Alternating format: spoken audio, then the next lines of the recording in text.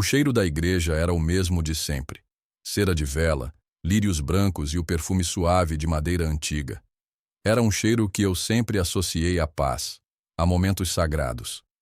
Naquele dia, 15 de maio de 2024, deveria ser o mais sagrado de todos. Mas a paz havia se esvaído, deixando para trás um silêncio pesado e ensurdecedor. Eu estava no altar, meu coração batendo um ritmo frenético contra as minhas costelas, o suor frio escorrendo pela minha nuca. A igreja estava cheia. Amigos, família, colegas de trabalho.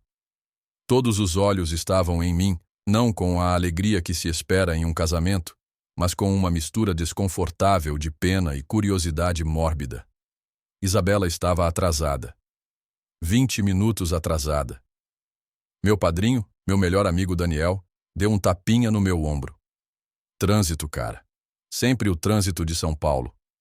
Ele tentou sorrir, mas seus olhos traíam sua preocupação. Eu assenti, tentando acreditar nele. Mas no fundo, um nó gelado já se formava no meu estômago. Eu conhecia Isabela. Ela era obcecada por pontualidade, especialmente em eventos que ela mesma planejava meticulosamente. Atrasar-se não era do seu feitio. Então, a porta lateral da sacristia se abriu. Não era Isabela em seu vestido de noiva deslumbrante.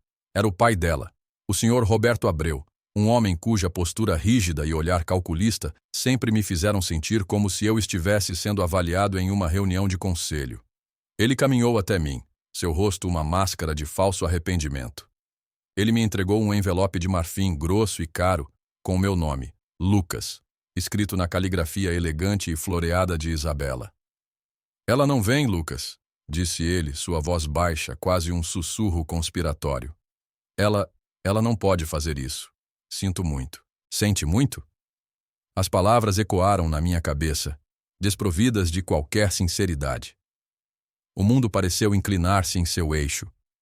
O zumbido nos meus ouvidos abafou o murmúrio crescente dos convidados. Abri o envelope com os dedos trêmulos. Dentro, um único cartão. Lucas, começava a carta. Eu não posso. Tentei. Por você, por nós. Mas não posso unir minha vida a um futuro de simplicidade. Minha família, minhas ambições. Elas exigem mais. Eu amo você. Mas o amor não paga as contas. Nem garante um lugar na sociedade. Sua família, eles são pessoas boas, eu sei, mas são simples demais. E eu não posso ser simples. Perdoe-me. Simples demais. A frase me atingiu como um soco no estômago, tirando todo o ar dos meus pulmões. Olhei para o Sr. Abreu, que agora me encarava com uma pitada de triunfo por trás da sua falsa compaixão. Ele não estava triste, estava aliviado. A filha dele tinha finalmente se livrado do arquiteto com a família de fazendeiros. Eu não disse uma palavra. Apenas me virei. Caminhei pelo corredor central, passando pelos rostos chocados e penalizados, e saí para a luz do dia, que de repente pareceu ofuscante e cruel. Naquele momento, a humilhação era uma capa pesada. Mas o que Isabela e sua família arrogante não sabiam era que a simplicidade da minha família escondia um segredo. Um segredo que valia não apenas milhões, mas bilhões. E a recusa dela em aceitar nossa simplicidade seria o maior e mais caro erro de sua vida. Para entender a profundidade daquele insulto, simples demais, é preciso entender de onde eu vim e o mundo em que tentei me encaixar. Minha família, os Matos, vive em uma cidadezinha no interior de Minas Gerais há gerações. Nossa casa é a mesma que meu bisavô construiu, uma fazenda ampla, com um alpendre que range, galinhas ciscando no quintal e um cheiro constante de terra molhada e café fresco. Meu pai, Antônio Matos, é um homem de poucas palavras e mãos calejadas. Ele acorda antes do sol e trabalha a terra com um respeito que beira a reverência. Minha mãe, Clara, consegue fazer a refeição mais saborosa que você já comeu com ingredientes colhidos a poucos metros da porta da cozinha. Nossa vida era regida pelos ciclos da natureza, não pelas tendências do mercado de ações. A riqueza, para nós, não era medida em saldos bancários, mas na abundância da colheita, na saúde do gado e na força dos nossos laços familiares. Jantávamos juntos todas as noites. Falávamos sobre o clima, sobre a nova bezerra que tinha nascido, sobre as dificuldades de um vizinho. Havia uma honestidade e uma solidez naquela vida que a maioria das pessoas da cidade grande jamais conheceria. Eu cresci nesse ambiente, correndo descalço pelos campos, aprendendo a consertar cercas e a entender o ritmo da terra. Mas eu também tinha uma paixão diferente. Eu amava desenhar, criar, construir. Desde pequeno, passava horas esboçando casas em cadernos velhos. Meus pais, em sua sabedoria simples, nunca desencorajaram o meu sonho. Eles juntaram cada centavo que podiam para me mandar para a melhor faculdade de arquitetura de São Paulo. Vá, meu filho, disse meu pai na minha despedida. Construa coisas bonitas, mas nunca se esqueça de como se constrói uma base sólida. Foi em São Paulo que conheci Isabela Abreu. Eu estava no meu último ano, apresentando um projeto de urbanismo sustentável. Ela estava na plateia, uma visão de elegância e sofisticação. Filha única de Roberto e Lídia Abreu, ela vivia em um universo paralelo ao meu. O pai dela era um titã do mercado financeiro. A mãe, uma socialite cujo nome aparecia regularmente nas colunas sociais. Eles moravam em uma cobertura nos jardins, um palácio de vidro e mármore com vista para a cidade que nunca dormia. No início, nossas diferenças pareciam excitantes, exóticas. Eu a levei para a fazenda e ela ficou encantada, como se estivesse visitando um parque temático rústico. É tão autêntico, ela exclamou, enquanto minha mãe lhe servia pão de queijo quente. Meus pais a receberam de braços abertos, sem se importarem com suas roupas de grife ou seu sotaque polido. Eles viram apenas a mulher que fazia seu filho feliz. A recepção que tive, no entanto, foi drasticamente diferente. O primeiro jantar na casa dos Abreu foi um interrogatório velado. Roberto me perguntou sobre meu potencial de ganhos. Lídia inspecionou minhas roupas com um olhar crítico. Falaram sobre suas viagens a Paris, seus jantares em restaurantes com estrelas Michelin, seus amigos influentes. Senti-me como um espécime curioso sob um microscópio. Com o tempo, as alfinetadas se tornaram mais frequentes e menos sutis. Quando anunciei que estava abrindo meu próprio escritório de arquitetura, focado em design ecológico e materiais sustentáveis, Roberto riu. Arquitetura verde? Lucas, o dinheiro está nos arranha-céus corporativos, não em casas de barro glorificadas. Lídia, ao ver uma foto da minha mãe no seu jardim, comentou: que senhora adorável! A vida no campo deve ser tão descansada. Ela disse descansada, como se fosse sinônimo de irrelevante. Isabela sempre tentava amenizar as coisas. Eles não querem ofender, amor. É só o jeito deles. Mas eu via como as opiniões deles a influenciavam. Ela começou a sugerir que eu deveria aceitar projetos mais prestigiados, que eu deveria trocar meu carro prático por um modelo importado, que talvez meus pais pudessem comprar umas roupas mais apropriadas para o nosso noivado. A questão é que eu amava Isabela. Eu amava seu riso, sua inteligência, a maneira como ela se aninhava em mim quando assistíamos a um filme. E eu, tolamente, acreditava que o nosso amor seria forte o suficiente para superar o abismo entre nossos mundos. Eu a pedi em casamento em uma noite estrelada, na mesma varanda onde cresci. Ela chorou e disse sim. Por um momento, a felicidade foi tão pura e avassaladora que esqueci completamente o desprezo silencioso de seus pais. O planejamento do casamento, no entanto, tornou esse desprezo ensurdecedor. Cada decisão era uma batalha. Lídia insistia em uma lista de convidados com centenas de nomes que eu não conhecia. Roberto queria o buffet mais caro da cidade. Quando sugeri que poderíamos usar flores silvestres da fazenda na decoração, Lídia pareceu horrorizada. Querido, isso é um casamento, não uma festa junina. Minha família sentiu a hostilidade. Meu pai e minha mãe vieram a São Paulo para uma festa de noivado e foram tratados como funcionários. Ninguém conversava com eles, exceto para fazer perguntas condescendentes sobre a vida na roça. Vi a dor nos olhos da minha mãe, a raiva contida no maxilar do meu pai. Eles não disseram nada para não me magoar. Mas naquela noite, quando os deixei no hotel, meu pai me segurou pelo braço. Tem certeza disso, filho? O solo aqui parece infértil. Eu deveria ter ouvido. Eu deveria ter visto que estava tentando plantar uma semente de amor em um terreno rochoso e estéril. Mas eu estava cego. cego pelo amor, cego pela esperança de que, uma vez casados, Isabela e eu criaríamos nosso próprio mundo, longe do julgamento de seus pais.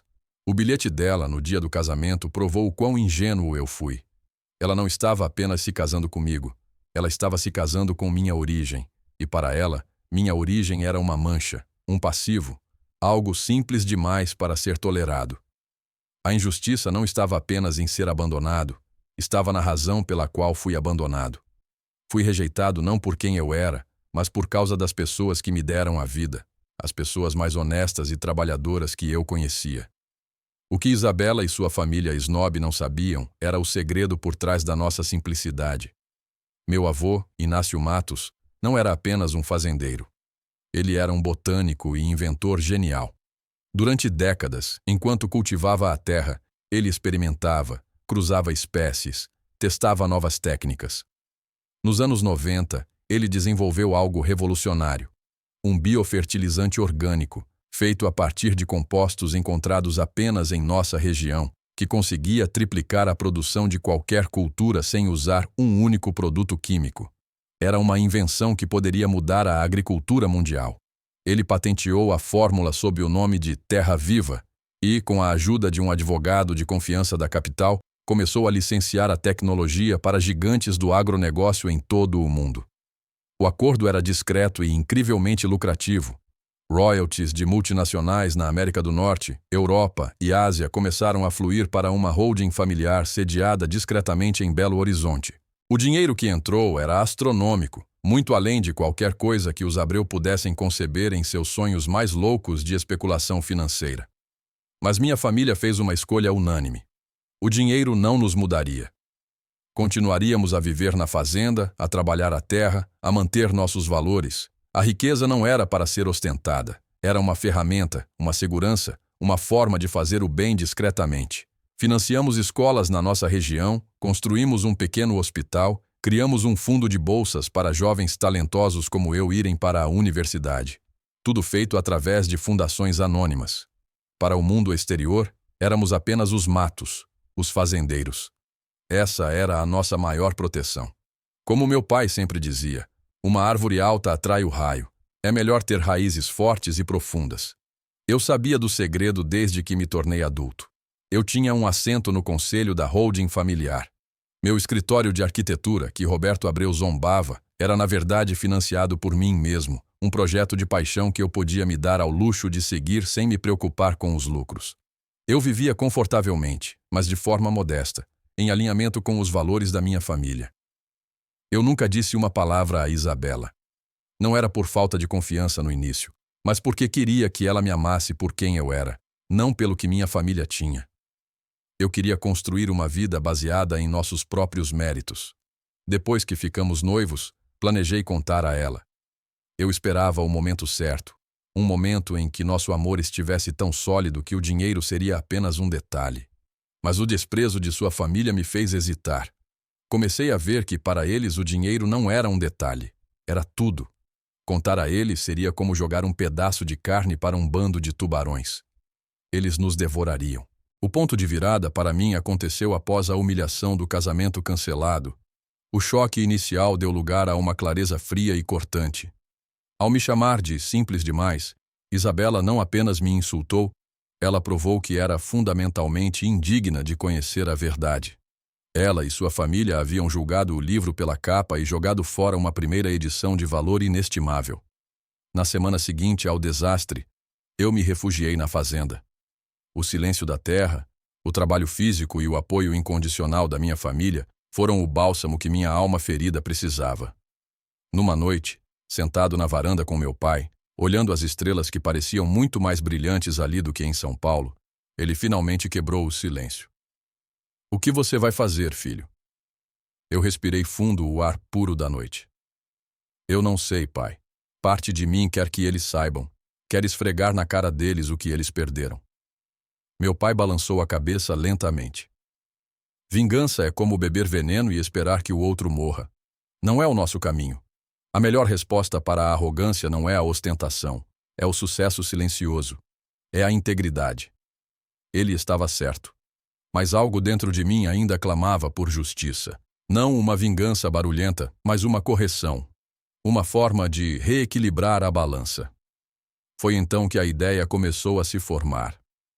Já fazia alguns anos que o conselho da nossa holding, a Terra Viva Agrotech, discutia a próxima fase do nosso crescimento.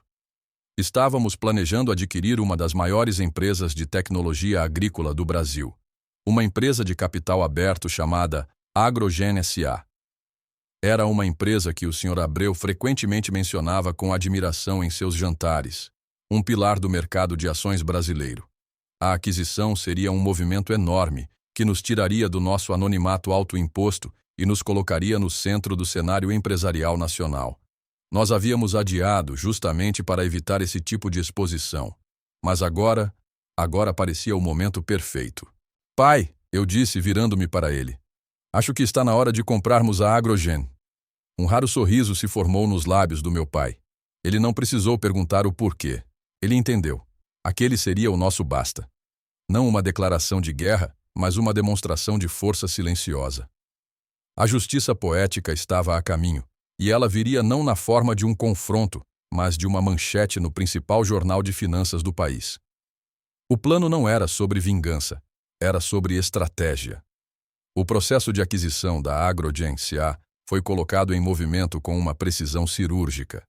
Nossos advogados e banqueiros de investimento em Belo Horizonte, pessoas que trabalhavam conosco há décadas e eram a personificação da discrição, começaram a operar.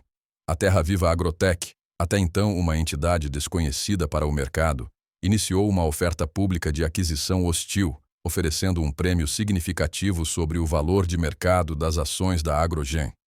Enquanto isso, em São Paulo, o mundo dos Abreu continuava como se nada tivesse acontecido. Eles controlaram a narrativa do casamento cancelado com maestria.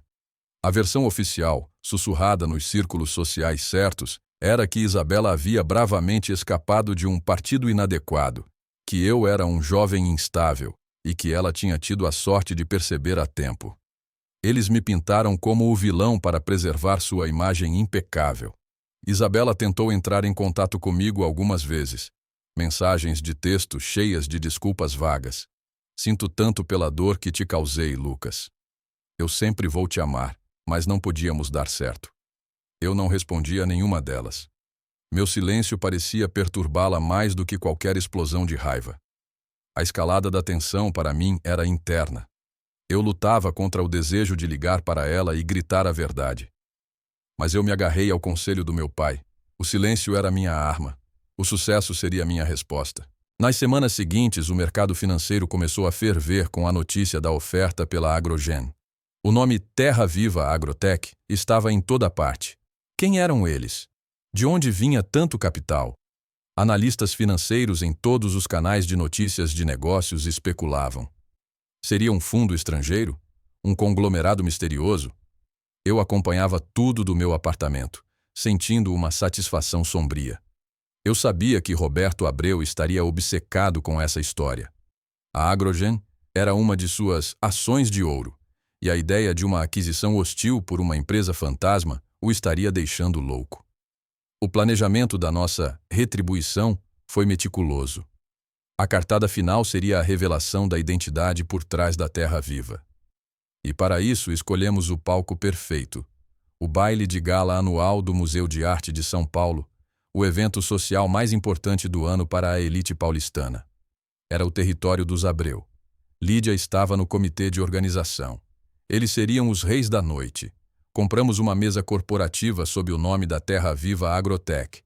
E na semana do evento, nosso CEO, um homem discreto e brilhante chamado Dr. Neves, que administrava a empresa desde o início, finalmente deu uma entrevista exclusiva para o Valor Econômico, o principal jornal de finanças do Brasil.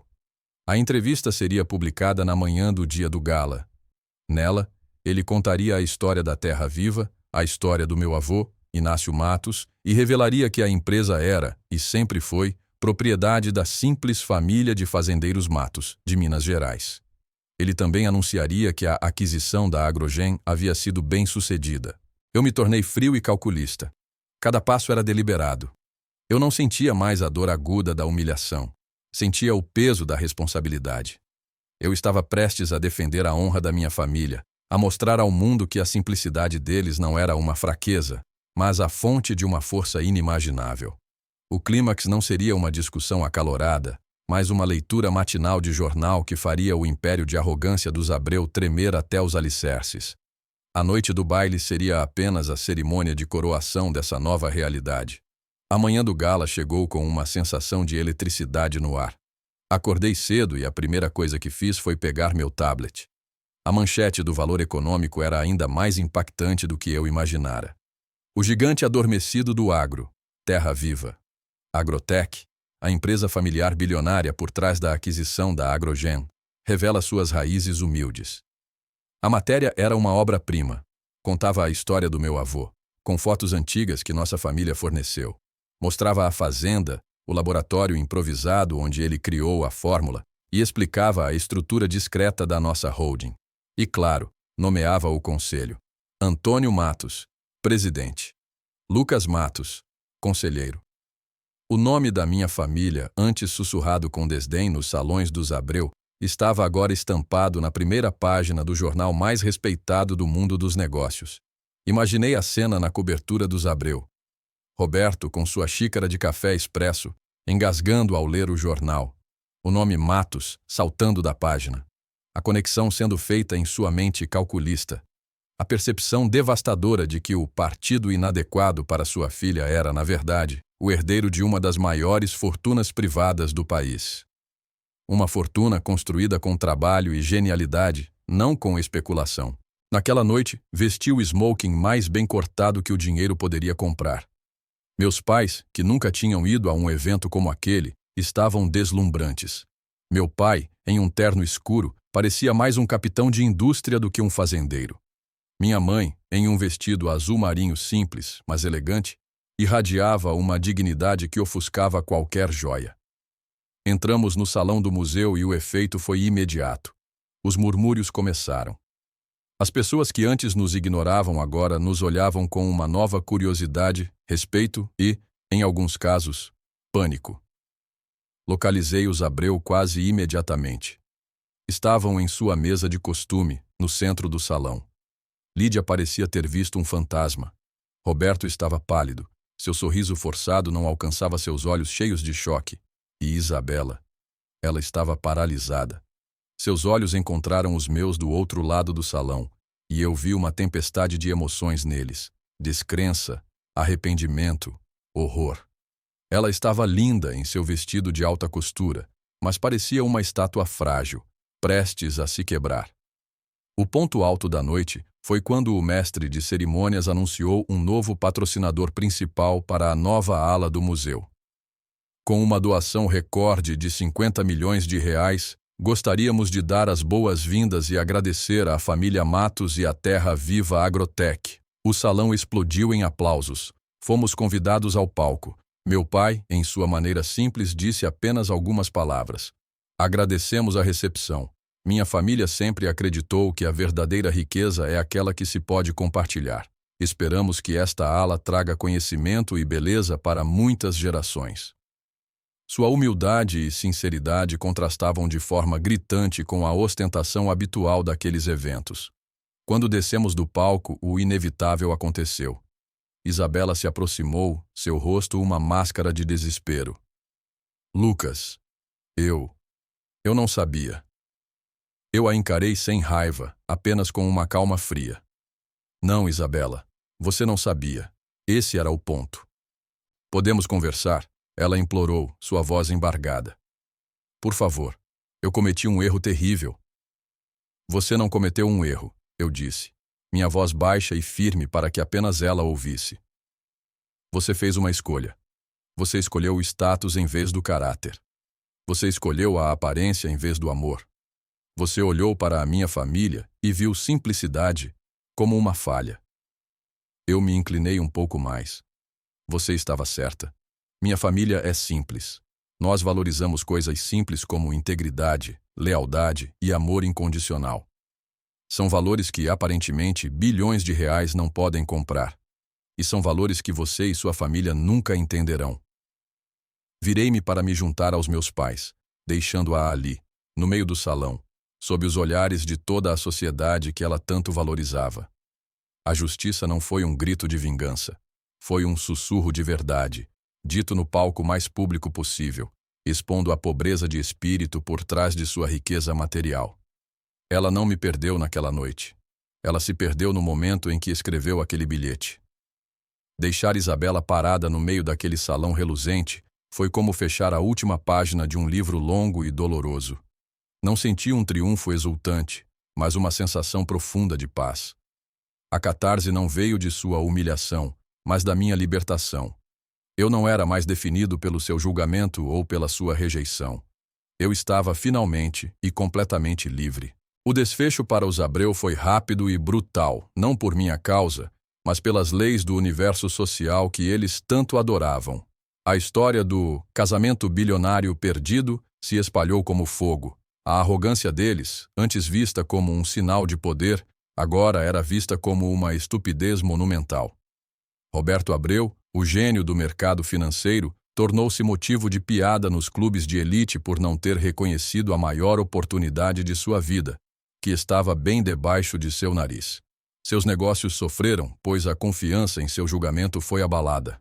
Afinal, que tipo de visionário financeiro não consegue ver uma fortuna multibilionária? Lídia perdeu sua posição no comitê do museu e em várias outras instituições de caridade. Sua influência social evaporou. Isabela se retirou da vida pública. A vergonha era grande demais para suportar. Ouvi dizer que ela se mudou para o exterior por um tempo. Não senti pena, nem alegria. Senti apenas a inevitabilidade da consequência. Para mim e minha família, a vida mudou, mas ao mesmo tempo, não mudou. A revelação da nossa riqueza trouxe uma nova camada de complexidade, mas nossos valores permaneceram como nossa âncora. Continuamos a viver na fazenda, embora agora com uma equipe de segurança discreta. Meu pai ainda se levantava ao amanhecer para caminhar pelos campos. Minha mãe ainda fazia o melhor pão de queijo do mundo. Eu continuei com o meu escritório de arquitetura. A diferença era que agora eu tinha a liberdade de escolher apenas os projetos que me apaixonavam, projetos que tivessem um impacto positivo no mundo, sem me preocupar com a viabilidade comercial.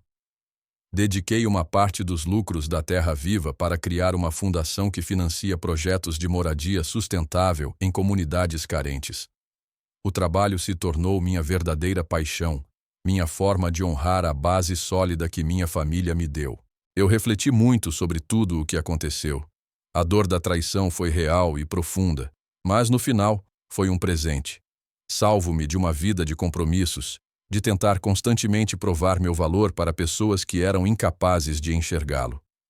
Isabela me fez o maior favor da minha vida ao me abandonar no altar. Ela me devolveu a mim mesmo. Hoje, quando olho para trás, não vejo um homem humilhado, mas um homem que redescobriu a força de suas raízes. A simplicidade da minha família nunca foi uma fraqueza. Foi sempre nossa maior fortaleza, o segredo do nosso sucesso, não apenas financeiro, mas como seres humanos. Eles me ensinaram que o verdadeiro valor não está no que você possui, mas em quem você é. E essa é uma lição que nenhum dinheiro no mundo pode comprar. O que você faria no meu lugar? Você buscaria uma vingança mais direta ou acredita que a justiça poética que aconteceu foi a melhor resposta? Quero muito saber sua opinião. Se você gostou desta história, por favor, clique no botão curtir e se inscreva no canal. Assim você não perde nenhuma história emocionante que postamos diariamente aqui. E não se esqueça de deixar um comentário com uma classificação de 1 a 10 para esta história. Sua opinião é muito importante para mim e me ajuda a trazer mais vídeos que sejam interessantes para você. Dê uma olhada no vídeo que está aparecendo na sua tela agora. Tenho certeza de que você vai gostar. Até breve.